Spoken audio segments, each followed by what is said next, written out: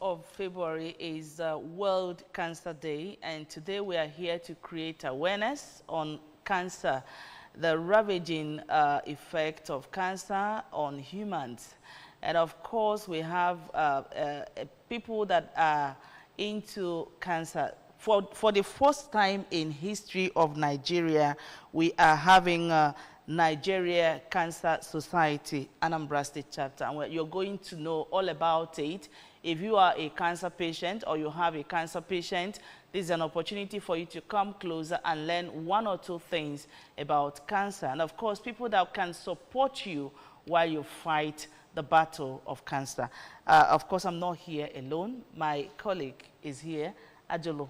Yeah. How are you today? Well, I'm very, very good. Apart from malaria that we all know, cancer seems to be very, very prominent when it has to do with ailments that people are suffering from. And some of this thing is nothing that you wish upon yourself. Some you don't even know how it comes about. But then, today being the World Cancer Day, we are here to create awareness, and we have a seasoned person here that's going to tell us everything that you need to know about this disease. Don't go anywhere. Just get your pen and a paper. Have that stuff that you love to drink while you watch ABS. I will definitely put you through while the program goes on. All right, at this point, we'd like to welcome to the live studios of Good Morning Anambra, Dr. Ifeoma Ajuba. Dr. Ifeoma Ajuba is the interim chairman, Nigeria Cancer Society, Anambra State. It's good to have you in the studio, Doc. Thank you very much. Thank you, viewers, for having me. All right, you're welcome. Now, when we talk about cancer, and most times in our country, or what I have seen or have experienced as a human being, when somebody says they have cancer, it seems all hope is lost. What do you have to tell us about cancer? Yes, that's what it looks like. All hope is lost. And I can tell you, being a cancer care physician, it's even very difficult for you as a physician to break the news to the patients, the relatives, that we have just made a diagnosis of cancer. And so it's like a death sentence. They break down. So even giving that information, it has to be done by an expert trained in cancer care, because you have to break it down gently. But the truth is that with the advances in Medicare, technology, innovation, it's not really as it was perceived that is a death sentence. It's actually something that patients can come out of, can survive, and live quality, long life with. So for now, that's what I really want to let people know, that cancer can be taken care of, and the patient can survive cancer these days with the latest innovations currently available. Yes. Well, talking about World Cancer Day, and this year's theme is United by Unique. And I want Dr.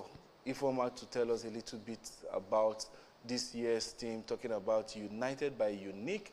Is it that, is it what gave birth to the association of the cancer that we now have in different parts of Nigeria, and I mean of the world, and Nigeria inclusive? Okay, actually, the Nigerian Cancer Society has been in existence way back 1968. But the new administration we have now really wants to take it to the next level. For that society to do what it's supposed to do, what the founders had in mind, to make the necessary impact in the society. So the new administration since last year has been trying to make the association to be more impactful in the society and across all the nation, not just restricted to, say, Abuja or Lagos. So this year, end of last month, 28, actually inaugurated interim executives in all the states with strong mandates. All of us have a strong mandate to really raise the voice and awareness of cancer in Nigeria. So, and it's timely because today, 4th February, we're celebrating the World Cancer Day, which today marks the 25th year of this celebration of World Cancer Day. And this theme, the United by Unique, were on for 3 years. So because we've seen that these days, cancer care should move away from the general way we used to see cancer to become personalized.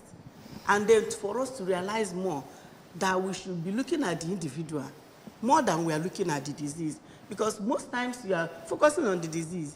You may be giving too much drug for the patient because you're not really looking at the patient need. You're not considering other problems the patients have. So we want patient cancer care to be more patient-centered now. So that's the real meaning behind the theme of that United by Unique. And we want more people to be involved in cancer care. Because previously, just the patient, the doctor. Every other person seems to be aloof on what is happening. Government is not interested.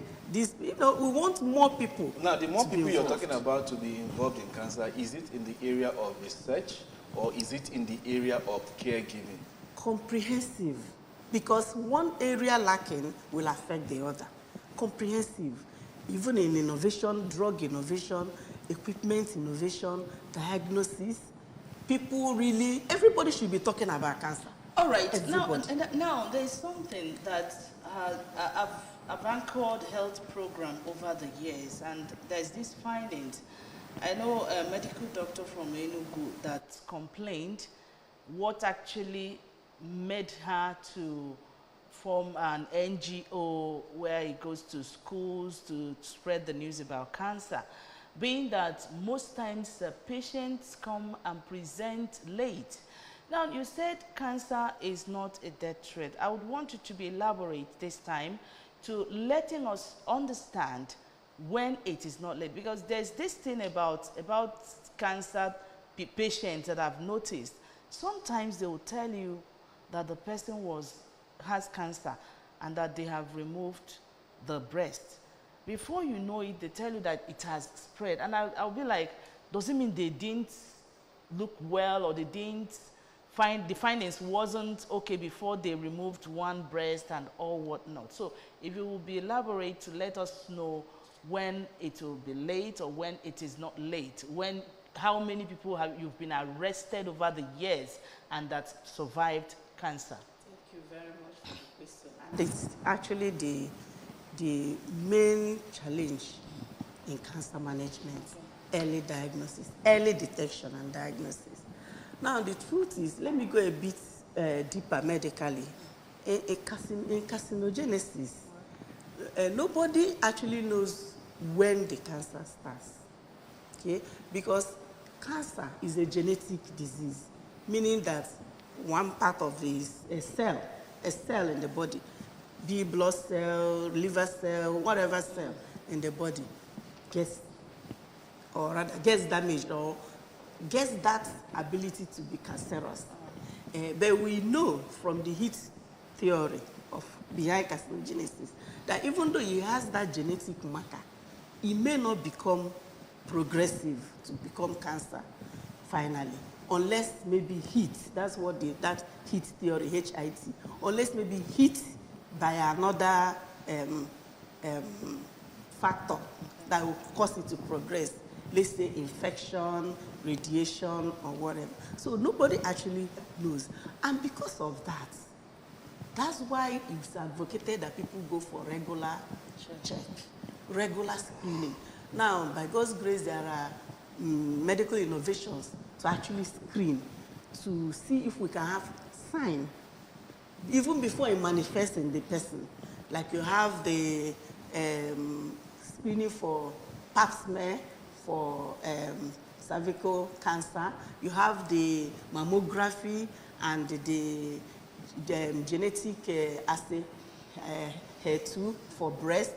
You have that of cancer of the prostate for the screener, and other screening methods you have. So people are encouraged to actually go through that screening. Now that screening will help you to find the sign for the disease even before it manifests, and then measures will now be taken. Like for example, removal of the breast, doing a chydectomy for prostate cancer and other things, even removing the womb and the cervix if you have suspicion that the person is going to have. And with that, the person will not stand the chance to have that cancer and will live normal life. But if it was not screened and detected and it develops, most times before you detect, when you detect, at the time you are detecting cancer clinically, it has actually spread beyond that site of origin. It has spread. So that's where you're now doing treatments and palliation. For example, breast. By the time you have now discovered that lump, it has actually spread. It's no longer confined only to the breast. So what you are doing at that time is just management to debulk the tumor, remove most of it, but not that you have removed everything. It has actually spread. It has left the breast, entered the lymph system, entered the bloodstream, even entered the bone and liver and spleen. It has spread. So that's why we advocate, and that's why the National Cancer Society is actually talking about it, that we need to do more as a nation. Other nations are doing more than we are doing, and we have the resources. We need to do more because it's a devastating illness. God, in fact, it's something you can pray, even your enemy should not have. You know, your enemy. As you're talking, you know, what's coming to my mind is in Nigeria, the attitude of people with going to hospital. When you go to hospital, they tell you, get card, you pay for card, you pay for consultation. At the end of the day, some people may not even have money to get the result, or what the reason why they came to the hospital in the first place. Maybe money for card and consultation must have taken most of the distance. And that is where what you're saying, I don't know whether that is what part of what people, or part of the mandate of the Cancer Society, whether people could be helped, the you know, medical whatever could be substituted. Is that part of what you guys are doing? Yes, we've released the national president released press release a few days ago, and sent to all of us state chairmen to share, because we want this message to go around. So that was why I called, because I want Anambra State to also not miss out in what is happening at the national level as far as cancer care is concerned. So in terms of funding, of course, we realize that now cancer patients in Nigeria do out-of-pocket expenditure. This drains the family fortune and finances. I'm managing cancer patients, so I know what they go through. The drugs are expensive, the laboratory tests, the support therapy, they need transfusions, blood transfusion, they need to buy their drugs, they need to pay for their hospital bill, feeding. And you find out that if it's a child, either of the parents may have to stop work to be caring for the child, and that also affects the family finances. So having realized all this and that we pay out of pocket, we also realized that the National Health Insurance Scheme and the state health insurance schemes grossly don't cater for cancer medications because they're very expensive and cancer investigations. So we advocated that more should be done on that regard by the federal and state governments. We also know that there is a cancer health fund. I don't know if how many of us know that cancer health fund at the federal level, but we also realize that the amount earmarked for that, even in the last budget, is grossly inadequate. A figure of about 150 million for how many of us in Nigeria? More than 2,400 cancer patients that we have at any point in time. So it's grossly inadequate, and we're asking the federal government to increase the fund they put there in this 2025 budget so that more Nigerian cancer patients can access that fund there. And we're also calling on the philanthropists. You know, we have people that have money in this country. Yeah. We need them to come in. Now, talking about finances, from much of what you've said so far that I've listened to, you're making cancer look like a very big project that human resources cannot cater for. But I've seen instances on social media where doctors come out and say that the huge pharmaceutical companies are making money from people and telling them about cancer. Some have even gone as far as saying that cancer does not even exist as a sickness or as a disease, that these companies are busy giving you, changing, altering your way of life in order for your system to have some form of deficiency, and they will now diagnose you with cancer. As a medical practitioner, and these researches that I've seen or I've heard, they will even give you journals to back it up. There was one I read, they said they tested 180-something people from Israel, and they discovered that huge funds were allocated for these things just because the pharmaceutical companies want to make money from the entire world. What do you have to say about that? I wouldn't go into that. I'm not an authority there, but I will tell you from my experience, the reality on ground. I'm a hemato-oncologist, so I diagnose and treat cancers of the blood, leukemias, lymphomas, and all that. So I will tell you from my experience that what we are saying is not mere story or myth or some pharmaceutical company want to make money or not. So I won't go into that, but I'm telling you the reality on ground. Cancer is here with us. It's here, it's rare. And treatment is very expensive. Treatment is very expensive because we don't make the drugs here in Nigeria. Okay. We don't make it. Now, with the high cost of the treatment, is there any way research is going trying to, by reducing the cost, trying other means, either herbal and the rest of it, or should it always be orthodox? Are there no researches? I'm talking about local now. I'm not talking about the foreign now. I'm talking about local, looking inwards now. Is there no research on ground in order to get some alleviation, you understand, through our local herbal means and the rest of it all? Of course, we know that herbal or orthodox practice is a welcome development.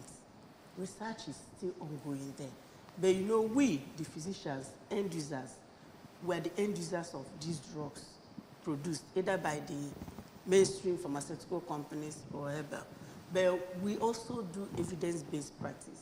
Once a drug, whether herbal or orthodox, is certified by an international body that this drug is safe and it has gone through the process, it has to go through the process of clinical trial and proven that it's effective for this disease condition.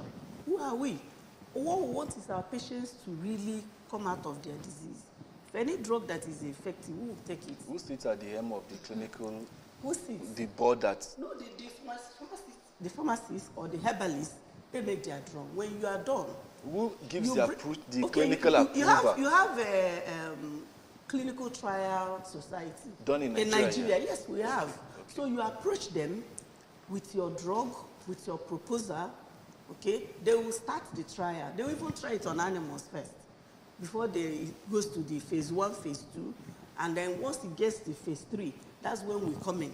The doctors will come in and test it on our patients, send back the report. If it's working, then, and we're encouraging our patients, we encourage clinical trials. The reason why I studied, you said that the 150 million is actually not, cutting the mustard seed. It's not touching anywhere. So the idea was, is there no way you can tell government, your association can tell government into spending more on research so that we can now try to balance the whole thing, so that people don't die because they can't afford treatment for this, while there is an alternative? Of course we are. Of course we are. We are encouraging government to fund research, fund drug equipment innovation, even fund data collection. Okay. Because we don't even have good data. Yeah. The only data we have now was just generated by 5 centers, which Southeast is not even one of them. So it's also one of my mandates to harness and do that and get data. Please, from Anambra State. There's this saying that prevention is always better than cure. And I've seen some updates where people will bring out some information that men should suck the breasts of their wives so that they don't get cancer of the breast. Now, my question is, I've seen women that gave birth. There's one we buried in my town just last month, this January. She had 3 children. And of course, these 3 children must have sucked the breast. And she still got cancer of the breast. Now, what is the problem? You know, what can people do to prevent cancer? You know, breast is the most commonest for women in this part of the world, while men is cancer of the prostate. Or prostate cancer. Yes. So what do we do? Because when we prevent it, most times when you see somebody that has cancer, most times they die. That is the truth. So if there is anything one can actually do to help himself or herself not to get cancer in the first place, it's part of health. Yes. Thank you very much. Like I said, what is the cause of cancer? That's way, because if you know the cause, you can actually run away from it. But the truth is that we don't know the cause. Cause is unknown. It's said that cancers are genetic diseases. Okay? All diseases have a genetic basis, but not all diseases are cancers. But cancer is a genetic disorder. And I said earlier that it takes steps for cancer to actually develop. Multi-step hit theory. So you have that genetic damage to a single cell. It's only one single cell in the body that gives rise to cancer, that multiplies uncontrollably of its like and take over the body. That's what cancer. So at that first time, it will have that genetic damage, okay, that may not be cancerous. It needs something to propel it. Let me give an example with car. Okay, you buy a car and it has no battery. That car cannot move. So immediately you now get a battery and put. Sometimes if you get a battery put and you don't connect the battery, it still cannot move. So you need to get the battery, then get it connected before it can move. So that's that multi-step theory. So that initial damage, we may not have control over it, but the second hit or third hit that will now drive the carcinogenesis, those are the predisposing factors, which if we observe, even though we have the genetic damage, may not progress to cancer. So those things include people not living healthy lifestyle. So if we can live healthier lifestyle, eat healthy meals, okay, colored meals. If you go to market, colored meals, green, yellow, red, those are the meals that have antioxidants, vitamins that can actually help to fight any toxin that will drive that genetic mutation I said that is inside the person. Then having enough rest, exercising, regular exercise, drinking plenty water, staying away from dirty environments. So Anambra State, Gadiocha, I like that slogan because it will help to drive down cancer incidence if we really try to make our environment clean. No, not being overweight. Overweight is also a predisposing factor to cancer. Well, you know, before now, people don't normally have cancer. And Igbos, before now, Igbos will say that we do. It's just that it was not diagnosed. Even up till now, diagnosis is a problem. For example, the leukemias I manage, it actually presents like malaria. This person will just be having fever, that's all, chills, and they will be taking malaria drug. So by the time you know it, the blood has gone down so low, the person now becomes very weak, requiring blood transfusion. So you see, and unless the person comes to a hematologist like me, you will now be able, or do just full blocker. When I do full blocker, you see that the whole result is abnormal. And then that's when you suspect it. But before then, they will just be doing malaria and typhoid test and taking malaria and typhoid. And that's why you say that not all fever is malaria. Yes, not all fever is malaria. It has to be investigated because once cancer comes, it brings down your immune system and the person can have fever. And you think you're having malaria. And our people should stop this being patient and doctor at the same time. I always tell them, you cannot be doctor and patient. And even me, as a doctor, I have my own doctors. So if I have problem, I call them. But you see our people, they are patients, they are doctor. By the time it now gets out of hand of them managing, that's when they come. And that's the late presentation we are talking about. So when the patient now comes, the patient is so down that you can't even initiate treatment. You need to support the person. You find out that most of them die at support stage. They can't even get treated because it's all bad. So I'm encouraging us to really go to hospital as quickly as possible. Talking about your theme for this year, United by Unique. United by Unique, how does that go in line with the stigma that goes with cancer? And even as much as most of us know that cancer is not contagious, what are the challenges in this part of the world? Are people still having that stigma, associating with people that are having cancer, and then the fear for proper medical checkup in order to avert this scourge by the time it turns to a full-blown terminal, cancer? Yes, thank you. I think part of the stigma is that cancer is still very difficult for people to understand and comprehend, and they want to really understand and comprehend it. So they give it their own meaning, that no FMLM, that it was caused. Is that diabolical? Yes, that is diabolical. That is one thing. And then secondly, because they present late, it has given them physical features. Do you understand? Some maybe huge lump somewhere. So the person is kind of disfigured physically. And then it has also, changed the person's appearance. So those are the things that give the person, and makes them. Most times stigma comes from what you see. Exactly, what you see or what you perceive or what you feel. But if you come early, you will not know that this person has cancer. I have some of my cancer patients. If I tell you I'm treating for cancer, you will not believe. Because they came early, was discovered early, treatment instituted, and the person is still doing his or her normal business. So for this year, we want to encourage people as part of the theme, United by Unique. That's, first of all, you see that person having the cancer as a human being, as a person, as your own. That's what we want to do. That the person is not, you don't stop looking at cancer. Look at the person so that you can now show empathy, can show love, can show care to the person. Because with that, the stigma will go and the person will feel loved, person will feel cared for, person will be happy that I have people around me, both the caregivers, family relatives, friends, neighbors, colleagues. They love me despite how I am, despite that I have cancer.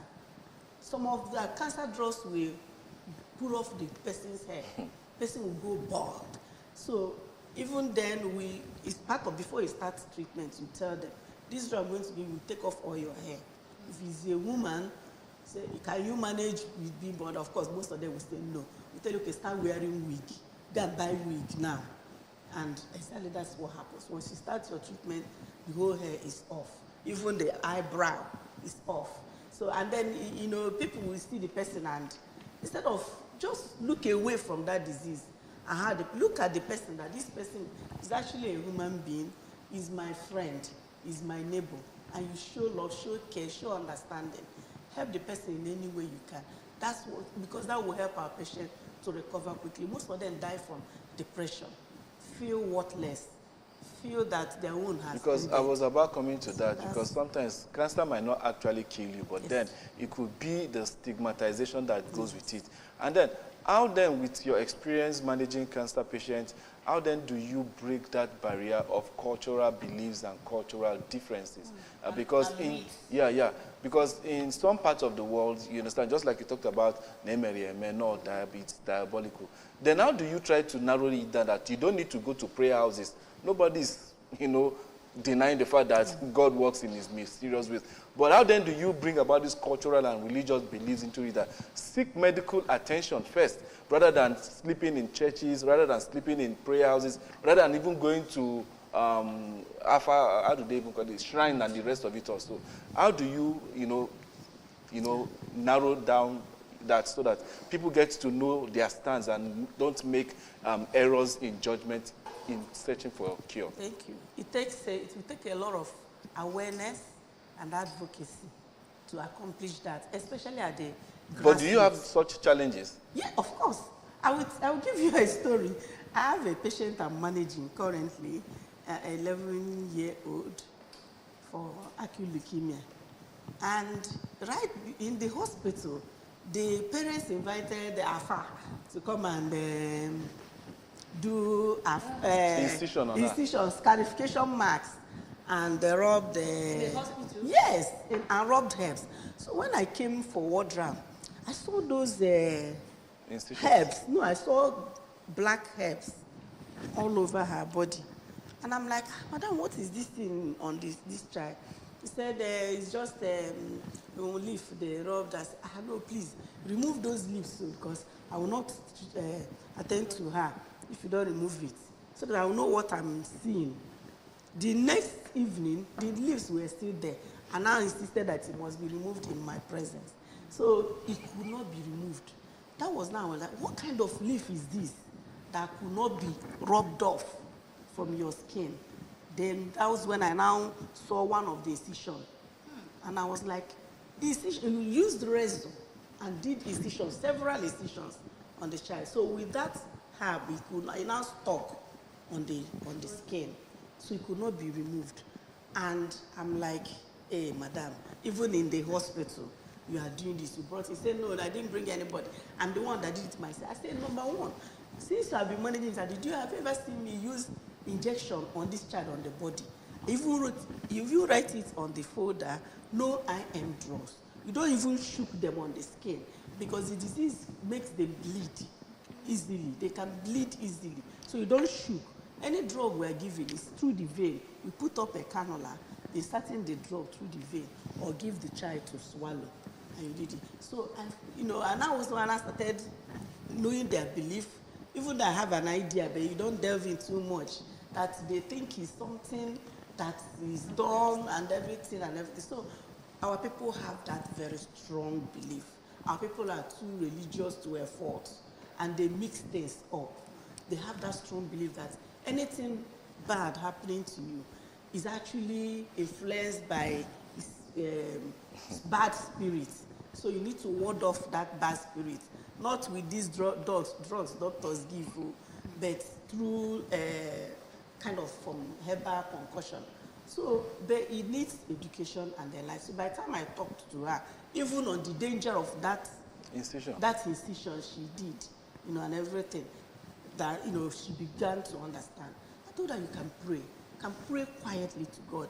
I'm a very prayerful person too. Even my patients, I remember them in my prayer, so that God will take control in whatever I am doing as a doctor and help you, because you're a human being. Some things you might overlook or may not see, God will draw your attention to it to help that patient. I said that is enough. But doing this, so we're doing a lot of advocacy. All right. It's one of our mandates for National Cancer We'll come back Society. to that. The program is Good Morning Anambra, and today happens to be World Cancer Day. At this point, we take a short break. When we return, Dr. here will tell us the mandate in Anambra State, since we have Nigeria Cancer Society, what activities they are having today or subsequently, and that will be after the break. Do join us again.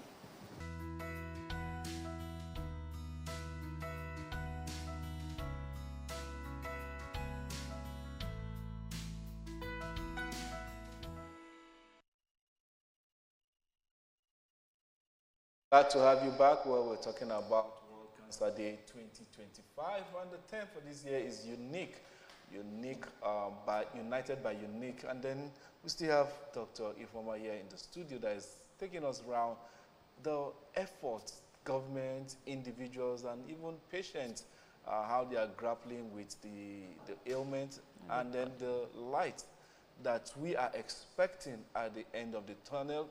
Talking about increased funding and increased medical facilities to take care of these diseases, and probably one day in this lifetime, we might just witness a one pill that solves it all. Over to you, Doctor. Is there any time we'll be having that in the nearest future? That's our aim, it's our goal, to live in a cancer-free society. Yes, but it needs a lot of work. from everybody, every stakeholder. We need to put our hands together to fight cancer.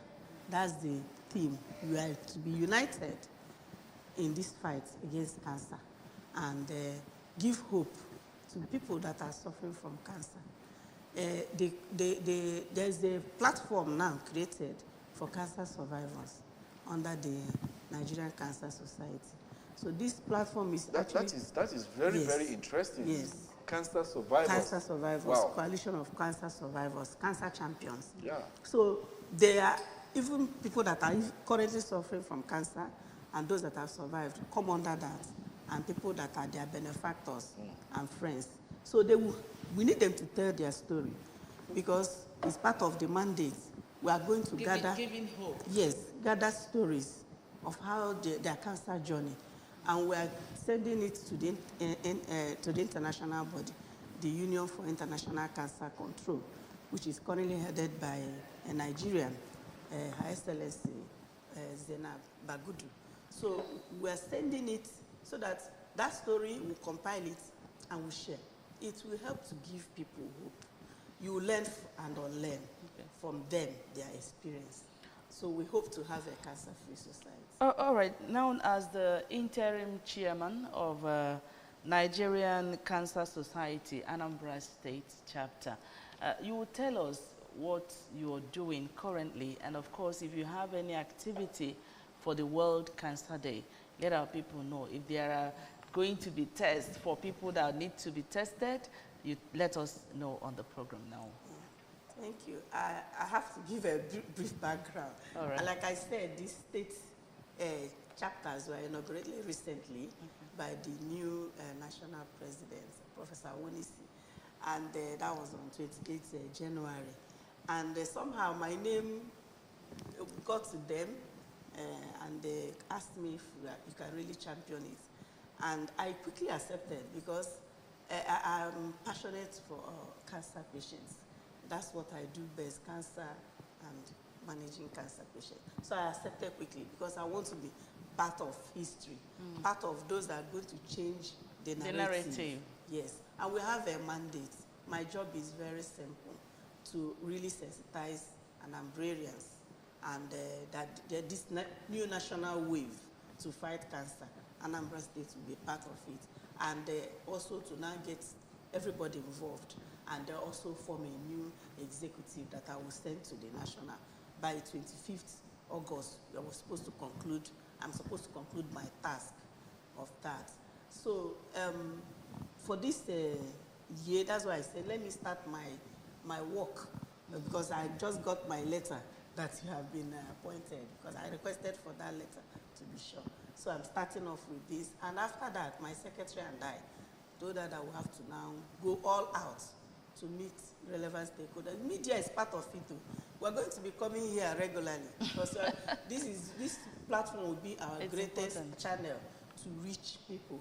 Even radio, we're going to talk to people. We're going to do a lot of community engagement. We want everybody to be involved. Talk about cancer anywhere you are. Let people know that they should go to hospital for checkup and for early diagnosis. Cancer has no particular person that say, okay, it's only males that I affect. It's only females. No, it's only young. It cuts across all ages, all sexes, and nobody knows when it can come. But you need to tell us whether there is this saying that once cancer has happened to any of your relatives, that there's probability that you get it. Maybe your mother suffered cancer, that the child may also have cancer. How true is that? Yes. But we use the word relative risk. Okay. Yes. If a family member has cancer, the rest of the family are at a higher risk of having that cancer or related cancer than you are coming from a family that none of the family members. Yes. It's like diabetes, is like hypertension. So we have such diseases. In my own field, hematology, leukemia like CLA, chronic lymphocytic leukemia, has that kind of tendency of another member of the family coming down with that, or something like lymphoma. So yes, and that is still emphasizing that need for regular checkup and screening. A breast is well known, it's now documented, well known, that people from the same family have a higher risk if any member of the family has cancer. Okay. So yeah, we're encouraged to screen because of that, yes. Family disposition or predisposition is a risk factor. My co-anchor asked you, Nanya asked you not too long ago, if by sucking breast, does it prevent a woman from having cancer? But now let me come to the male aspect of it, because I've seen a documentary where a Nigerian doctor was, being a guest on a medical show, and she said that, he said that men, take note that this message is for you, that you're mandated to make love 21 times a month once you're over 45 years in order to reduce your chances of prostate enlargement that might result into cancer. Doctor, please, this is your field. How true is that? It is not true. I usually take it as people that want to make money online, create content, and deceptive. And such people should be warned. It's actually not right for people to go online. And use such things. Yes. And this person is a medical practitioner. It just doesn't even make him. We can have some insane medical practitioners dish out unfounded information on the media. It cannot be proven. It's not proven because there are some people that they have not even engaged in sexual activity, and they are over 45. And there are some that have been engaging in sexual activity more than that number of times he mentioned, and they still have.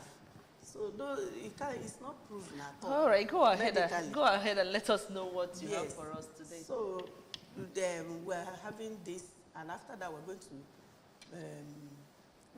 we have already lined up program. But just two executives in the state for now. I am my secretary, Dr. Chinelo Ndoka. So we're going to meet with stakeholders, the Ministry of Health, State Ministry of Health. We're going to meet the teaching hospital, and we're going to even start to do some form of data collection. Do we have cancer? Because they're actually interested in having cancer registry from all the states. We have cancer registry. How are our hospitals, both public, mission, private hospitals, how are they documenting their cancer cases? We're going to look at that and key in. Then we have other programs lined up. We want to organize webinars and seminars. And then we're going to see how we can meet community stakeholders. We're going to look at other associations, see if there are other associations doing cancer advocacy and awareness in Anambra State, and then partner with them. So it's actually going to be, for now, a background work we're going to do, and then before we roll out our program for Anambra State. Okay, no special program, like screening people today? No special program like screening. But we know that some organizations in Anambra State are into cancer screening. So the people should key in. And Nigerian Cancer Society is actually there to harmonize and bring every activity about cancer in Nigeria under one platform. So that from there we look at the bigger picture and know where interventions can be done. And we're encouraging those that are still in the business of cancer advocates to continue whatever they are doing. And they even send in their statistics and let us know what they are doing. So we harness and collate all this information under one roof. That's what Nigerian Cancer Society wants to do. No, thank you. In my research about cancer, I've heard about immunotherapy as a means to tackling cancer. Can that be a way out of the doldrums if one is down with a tumor or cancer issue? Of course, immunotherapy is the way to go these days, because we have seen the problems associated with chemotherapy, the traditional treatment method. The chemotherapy is chemical drugs, toxins, that are injected into the body or swallowed. These drugs have hazardous in their mode of action. Thus, they can kill cancer cells as well as normal cells. So that's the drawback. So if you are giving chemotherapy to a patient, in as much as it's harming the cancer cells, it's also harming the person. So that's why the person undergoing chemotherapy has to be under an oncologist who understands that and then does proper monitoring and support. Because actually, you can actually die from the chemotherapy. Wow, in the process of getting cured, yes, you get killed. Exactly. They can affect vital organs, the heart, the liver, kidney, and so on and so forth. So with that drawback with chemotherapy, immunotherapy is taking the center stage now. We have a lot of drugs, that are a lot of immunotherapeutic agents in use. And that's what I mean by that carcinogenesis, that genetic abnormality. It has actually been detected. Those genetic abnormalities have been detected. And drugs are produced, targeted against. To just. So it will now target only those cells that have that genetic abnormality. So immunotherapy is the way to go. It is selective in its action. If it gets into the body, it goes straight to the target. Straight to the target cell, target abnormal cell, and it will spare the normal cell. We have them available. No, but they are very expensive. That's one vial. I used it on my patient. One vial of the immunotherapy that she was buying cost 480,000 for a month. And you know, I'm glad you mentioned this here. There is hope actually with cancer because, like I said earlier, that most times when you hear someone has cancer, everybody will just be like, all hope is lost. And this is where the body, that's World Cancer, that's your union. I think this is where you come in to let the government know that there is actually hope for the common man, you know, when it comes to this cancer treatment. Now, in what ways, what are you going to do going forward, knowing that we have hope? It's just that it is expensive. What would you want the government to do at this point in time? And also, you talked about philanthropists earlier now. So what would you want them to, how would you want them to come in and help at this point in time? Very good. Let me start with diagnosis. Like I talked about that genetic mutation we're talking about. Only maybe 1 or 2 centers can do the small genetic testing. Cancer in the whole of Anambra State? Anambra, Nigeria. Cancer needs genetic testing.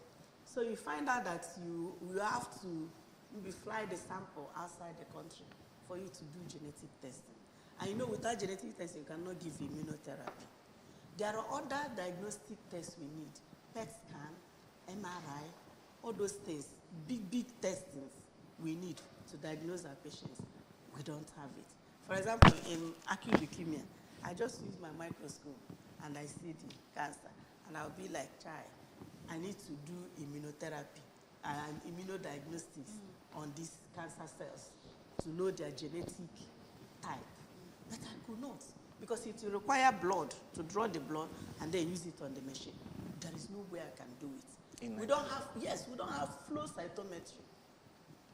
I think it was maybe 2 years ago that in Ife, one woman, Professor Nora Keola, just got a grant. She does a little bit on grant basis. So this is what we're talking about. We don't even have the diagnostic equipment. And this country, imagine this country, not one flow cytometry. We need it to be able to type cancers, okay? And then also other immunodiagnostic. PCR machine, we need this for doing the what do you call it, the mutations, the molecular mutations.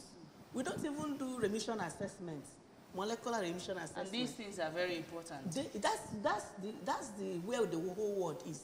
If you diagnose your cancer not just by morphology, you're supposed to do cytogenetic studies.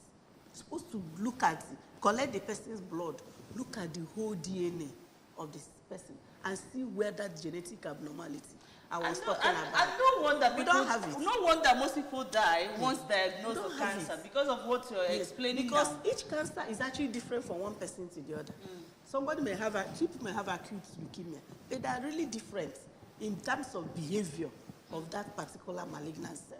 So you need to actually do your immunodiagnostics. So to know the time. We don't have it. Wow, that is really, really interesting to see that. And you wonder why people keep dying of cancer. And well, apart from the fact that people die out of, like what Doctor said earlier on, not wanting to come out to say, this is what it is. And some people die out of... People that actually come out to test them and get the exact... Exactly. You can't do. You can't do that. It's not something an individual can do.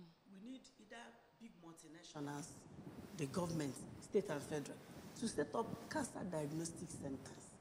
Again, even in treatment, cancer patients are not supposed to be managed in open ward, as we have in all our hospitals. They're supposed to manage in an oncology center, where actually there is a barrier nursing. You don't go to cancer patients like you enter general ward. You said it's not contagious. No, you are the one that will give them infection. Okay. It's not you collecting from like them. Exactly, their immunity is low. So they're supposed to be in a very hygienic environment, almost secluded. You don't go in. If you want to go in to attend to them as a doctor or a nurse, you clean yourself. And before you enter, but you see us, we keep them in general ward. So they contact infection. You will now be battling infection, not even the cancer. And the infection is what will eventually kill them, not really the cancer. Because cancer actually does not want to kill the person. The cancer wants to survive in the person. Yeah. Cancer has already taken the person as a host. Exactly. The cancer wants to live. Because if it kills the person, it will die. So, but in staying in the person, it depresses the person's ability to fight simple infections. Simple infections. And then the person contracts that infection. It's actually the infection that kills. Because you will suspend your treatment. If a patient gets infection, cancer patient, you suspend treatment for cancer and start treating infection. And the cancer is having a field day. So you see the doctor between the devil and the deep blue sea trying to save this patient. So we actually need a cancer center, cancer ward. For in every hospital should have a dedicated ward for cancer patients. More so if they can be staying in one room per patient, and restricted. Visitors should bring, at least in the phase of what we call induction phase. All right. As the world marks World Cancer Day, today, 4th February 2025, and from our doctor in the studio, Dr. Ifeoma Ajuba, you can see that we have great work. And if Nigerians will tell themselves truth, you know, it's time to come out full, to make provisions for people that are fighting cancer. And that's a way forward for us. Sincerely speaking, I've heard where somebody said he needs medical aid in order to travel abroad to take care of a cancer that he's battling with. And the bill for operation was 70-something million naira. That's when you begin to wonder, this sickness doesn't even know race, doesn't know status, it can happen to anybody. So we are using this appeal. We, as a body, with the Anambra Cancer Center that has just been formulated, please, we are speaking to well-meaning Nigerians. Let us nip this at the bud as it is right now. And hopefully pray that respite will come in getting this drug that takes care of it all. Sooner than we think. Sincerely speaking. All right, at this point, we'd like to thank you so much for watching this World Cancer Day. Thank you so much, Dr. Ifeoma, for coming here and for opening our eyes to so many things. All right, let's do this again some other time. It's bye for now.